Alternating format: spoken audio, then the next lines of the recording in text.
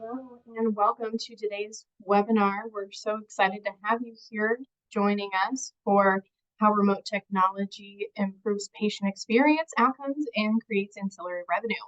Just a few housekeeping notes before we get started. All attendees are in listen-only mode, and we're going to be using the Q&A function today to gather questions for our speakers. So as you have questions, please just drop those into the Q&A box and we'll be getting to those through the session. The webinar is being recorded and will be available in the AAOE Learning Center, and all registrants will be sent the link to that after this webinar. Today, we have Mike Rodriguez, who is the VP of Physician Partnership Development from Prescribed Fit, joining us, as well as Ryan Pratt. So now I'm going to be turning it over to Mike to get us started. Thanks for joining, everybody. Again, thanks for the introduction, and really appreciate the opportunity with AAOE to present our experiences with remote patient monitoring to you all. And Ryan, I'll let you introduce yourself as well, but I'm the Vice President of Physician Partnership, so I handle all the new practice engagements within our lifestyle health program with practices. And Ryan, would you like to introduce yourself? Yeah, hi, I'm Ryan Pratt. I'm the VP of Marketing and Patient Outreach for Prescribed Fit. I'm going to be helping out today, running a few polls in the middle of this presentation. Thanks, everybody.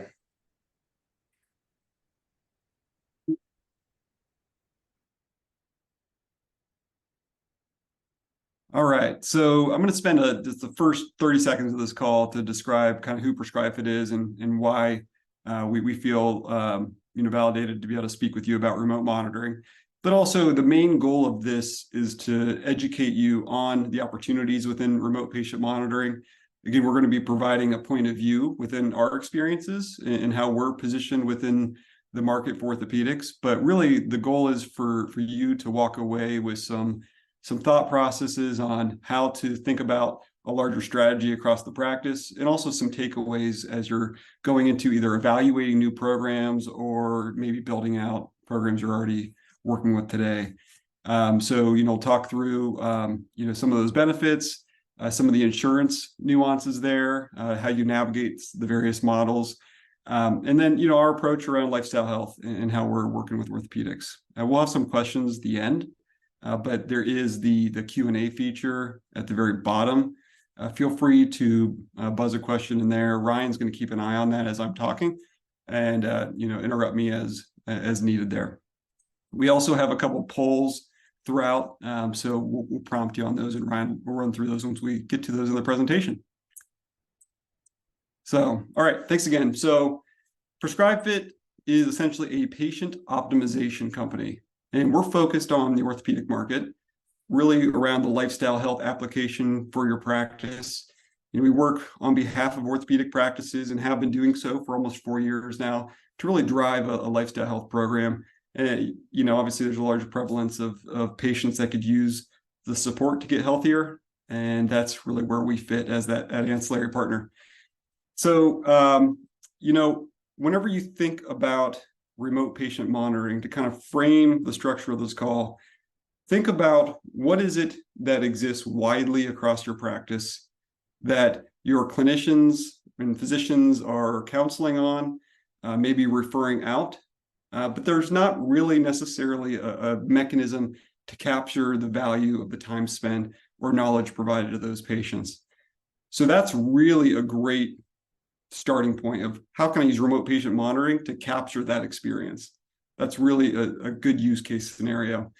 Orthopedic practices really have excelled, especially in the private space, of providing a single source, a single point of care for their patients, and connecting that care to make a very efficient and solid patient experience for the musculoskeletal issues. So, it's far more efficient than large health systems.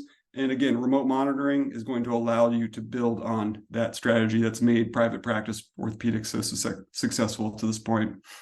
So if you were wondering, why are orthopedic leaders on a call hosted by a lifestyle health company, we hope that might answer some of those questions. And hopefully this framework helps you build out a successful program.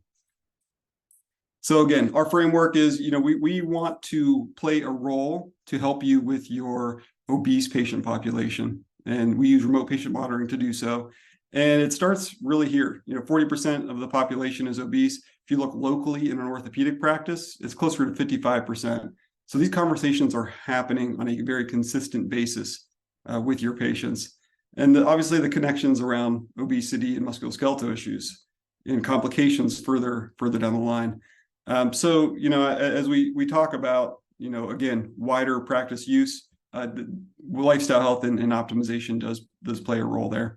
If there is a patient optimization strategy currently in your practice, there are ways to support that around, your the whole perioperative experience and post-operative, whether it's a decreasing BMI, helping patients navigate their diet and their nutrition, tobacco cessation, all the other pieces that impact outcomes. And more recently, there have been some studies around the benefits of lifestyle health as it reduces swelling and other post-operative complications. So definitely a piece to consider there.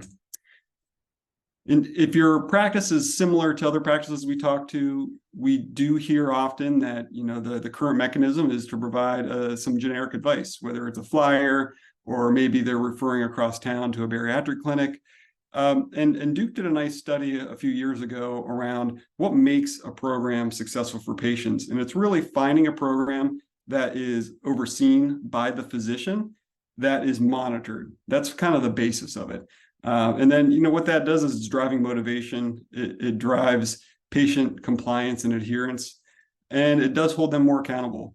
So having a connected program does prove out to be a lot more beneficial for your patients.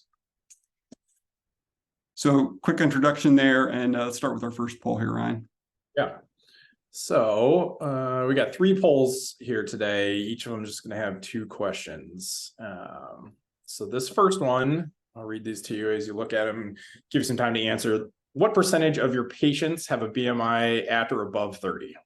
So just a guess is fine. You may not know this off the top of your head. And then the second question, what words would you use to best describe your weight loss advice today at your practice? And that one is multiple choice. You can select any or all that apply there.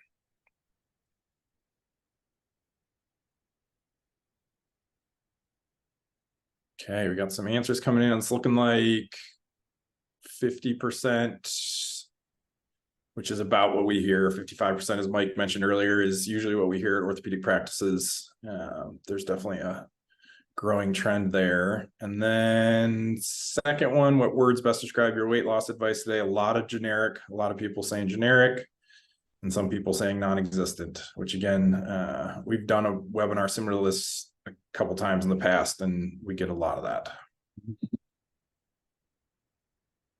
Great. Okay. Good framework there. So sounds like you're fitting with what we already know. Sorry, here, let me back out of this. So again, remote patient monitoring allows for that virtual connected care. So you're really able to see the scale and efficiency that whenever your physician is making a recommendation to a patient or prescribing a particular care path for that patient, where they can leave the clinic, but still have connections to the clinic and their care team throughout as they're on their journey. So in a weight loss example, lifestyle health example, this is kind of how the flow of lifestyle goes, right? You have certain events where you're on the wagon, then all of a sudden something happens and you start to gain weight again, or you fall off some of your habits you've developed. But having a connected individual or person within the practice to keep monitoring you and making sure you're staying on track, keep providing a personalized program to making sure that you're having a convenient mechanism for completing those tasks at home. That's really where remote patient monitoring can play a nice role.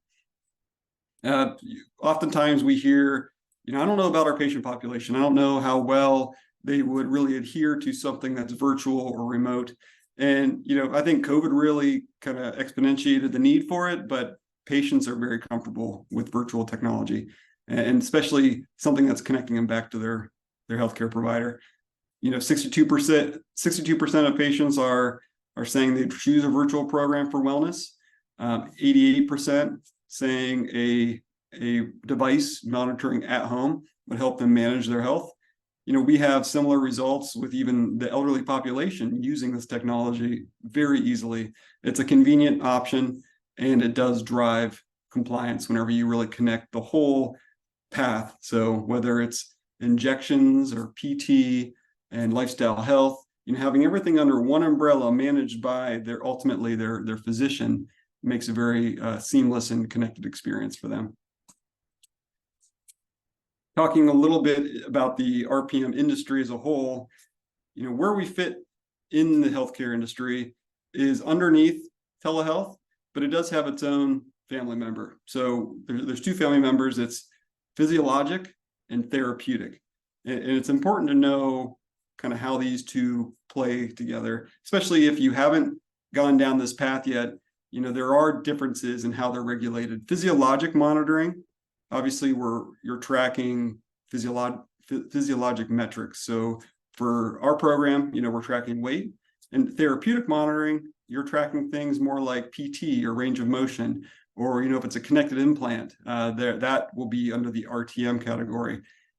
Probably if I had to call out a couple key pieces of the differences, is you've got general supervision versus direct supervision. So general supervision allows for a full remote team to execute a plan on behalf of your physician. So for PrescribeFit, we can employ a whole coaching team that works directly for your physician with their patients, but they don't have to be in your office. You don't have to be supervising them. That's on us to supervise and adhere to the standards of quality there.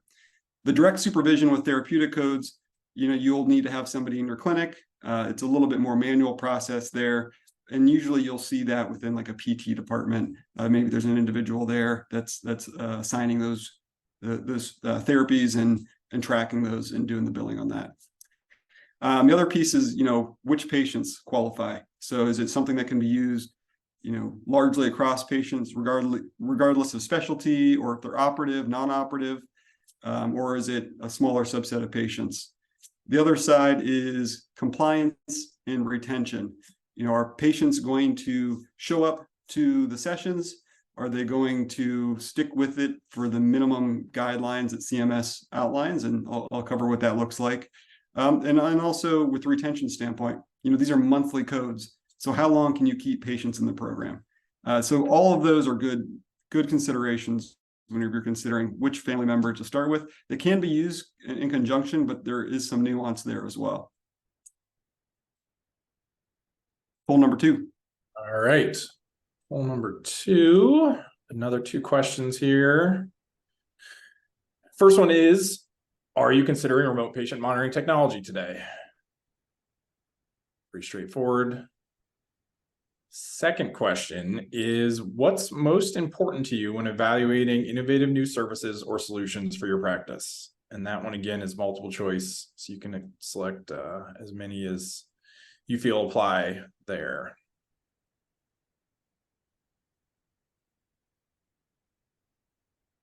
No surprise you attended this webinar. I assumed that you were considering remote patient monitoring technology. Majority of you are saying that. We do have one person who says not seeing a need yet at their practice. And we got a couple that are already using RPM technology as well. Good. All right, and then second question, lots of answers here. It looks like top 2 by far are ease of implementation for your practice. In fact, that's 100%. Every single person has said that so far. And cost to practice is another big one. After that, we've got kind of ease of use for patients, ease of billing, and ongoing physician staff time required. But yeah, ease of implementation is by far the number 1 there. Yeah, not surprising there. I think every practice we talk to has a lot of demands put on it, and I think they're only growing with staffing issues. They're still seeming an issue. So, that plays nicely into our next slide here, where thinking about the service level. So service level varies widely across these programs, from kind of a self-serve to all the way a full service. I'll cover what full service looks like, and then you can kind of iterate based on your own imagination for the other models there. But every device, every vendor comes with two pieces here. So you're either going to have a mobile app and or a device. You have to have some device that's tracking the data from your patients. Now the app is a feature, and depending on how much interaction the vendor has with the app is whether or not the patient has a relationship with the app or with an individual that's also guiding the app. So for example, if you have a coaching service that's using an app to drive the coaching program, then that would be a little bit more of a one-on-one human interaction than just a mobile app interaction with the patient to collect the data. But then the other aspects of the program are kind of what you're describing or answering in your poll, where, implementation, who's going to help with that? What's the ongoing demands? What all do we have to worry about around data collection and auditing, and really getting patients into the program in a seamless experience to where they have a good experience and it reflects very positively on the practice. And so all of those items really do fall under a full service program. If you're looking at it, who's going to handle patient education and outreach, all the IT related issues that can and ultimately do come up. Are they going to handle it for you? Is it going to be falling on your team? All the data that supports your billing and really leads to your clinical decision making. Where does all that live, and how easy is that to access for your team there? So that's really when you think about full service, is you have your practice doing everything that it currently does, and then your remote patient monitoring vendor really sets up like its own ancillary department, so you can offload that workload to them.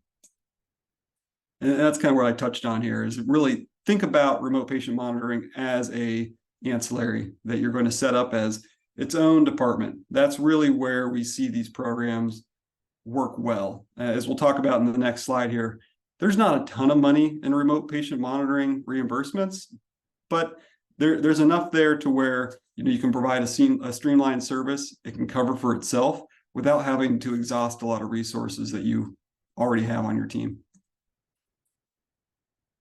So this is the physiologic code set. Therapeutic codes are going to reimburse generally the same. They do have some of the same metrics needed to achieve to be able to bill for these. So both sets are going to have your one-time patient setup and education. And then on a monthly ongoing basis, you're going to have a transmission of data and then 20-minute increments of interpretation and management. So at a national average, if we're just using Medicare, commercial is showing to cover this. There is some nuance with it, but again, how you approach all the payers is another strategy in itself. But the 16 days on a 30-day period is what your 99454, your transmission of data. And so that'll be similar to the RTM equivalent. Patient needs to register their data 16 days out of a 30-day period to use that code. And then your 20-minute increments, depending on what service you're going with. If it's a coaching program, we meet with patients 15 minutes a week, and then we have charting and other things in addition to that. So, we hit the 80 minutes the majority of the time each month. Others that are maybe more tech heavy on their collection, maybe they have a little bit less for these interpretation and management codes. Our program has a patient retention rate of 9 months. So if you apply that, these reimbursement potential to a 9-month population, and if we just use 100 patients for a practice, you can see what your revenue potential is there. And I'm sure there's going to be some questions around that, so let's go ahead and do this third poll. Yep. Last two questions. We'll get through these pretty quickly here. We got like 10 minutes left. So first question: how many patients does your practice see per week, both surgical and non-surgical? And again, just a guess or an estimate here. Trying to get a feel for if the audience is at really large practices or smaller independent practices. Second question: what percentage of patients are covered by Medicare or Medicare Advantage plans at your practice? So again, another guess here. Looks like we've got people for some pretty decent sized practices. Quite a few around 1,000 patients, and actually quite a few are responding between the 5,000 and 10,000 patients. So it's pretty big practices. And then percentage of patients that are covered by Medicare or Medicare Advantage plans, it's looking like the average is 26 to 50%, which that's pretty typical. That's what we see from most of our partner practices. All right, great. So next slides here cover really what's the opportunity. So this we picked one practice and ran a case study with them over a 2-year period. And this is what we would call kind of an optimized practice. You know, it's a 9-physician group, all physicians participating, and we've rolled out to both Medicare and commercial payers. So, you know, we've seen, the practice has seen $1 million in reimbursement utilizing the physiologic codes. The compliance rate, very high there, 91%. Reaching that full 60, so 60 minutes was actually back when early on, when we did the case study. It's now 80-minute potential, but 86% we're actually reaching that full 60. Actually, whenever we've been running data the past few months, we're over 90% now with our 80 minutes for the program each month. And again, as we go through the insurance stages of how we're vetting insurance and which programs play well with the RPM codes, we're at close to a 94% acceptance rate there. On a clinical standpoint, you've got, you know, really awesome results. Patients respond well to a weight program when it's driven by the orthopedic physician because they've got a couple things motivating them. One is pain. The other is really activity levels, right? I mean, most same reasons patients are coming in to see you for their, you know, to improve their activity level is really the same reasons why they need to improve their lifestyle health. So for a single orthopedic practice to really claim this at the time of the study here is pretty impressive. Over 6,000 pounds lost, up to almost 40% of their body weight loss at the kind of peak of the curve there. And then we're also tracking pain. You know, pain is relative to weight and diet, and you know we do see a nice reduction and an improvement in those pain scores. From a patient perspective, the average age is 67, so elderly population using this technology, interacting virtually very easily in a seamless fashion, 192 days in the program. You know, retention is, again, I'll emphasize it again, is a very important piece of having a successful remote monitoring program, keeping patients engaged longer term with the practice. You know, oftentimes physicians, if they're a little bit more conservative with the recommendation, they might lose some patients to follow up if they're, you know, they're saying, hey, you need to go lose some weight before a procedure, or, you know, come back and see me in 3 or 4 months. There might be somebody else in town that'll do that procedure. So here's something that you can really provide and keep them engaged with the practice while they prepare for a procedure. So I'll close with this, is, you know, when we're thinking about a program, this is kind of the top 3 questions that I would ask your vendor. And it sounds like answering, you know, some of your poll questions, it would apply to you as well, is the demands of implementation, ongoing support, you know, really knowing that you're not really going to necessarily have an extra head count to manage this successfully, especially. And what results, you know, retention, compliance, and that coding potential are probably the top 3 when it comes to financial. And also, you know, experience directly relates to retention. If patients are having a good experience, they're going to stay in the program. And then how do you ensure long-term success of the program for the practice? That is a key one. Are they giving you a partnership program, or are they giving you sort of an out-of-the-box program and letting you run it on your own? So from there, let's answer some questions. We got about 4 minutes or so. Yeah, I haven't seen any pop in there yet. Okay. Yeah, we got a few minutes here. Obviously, if you think of something afterwards, Mike's email address is right there on the bottom of the screen, so don't hesitate to shoot him an email later too.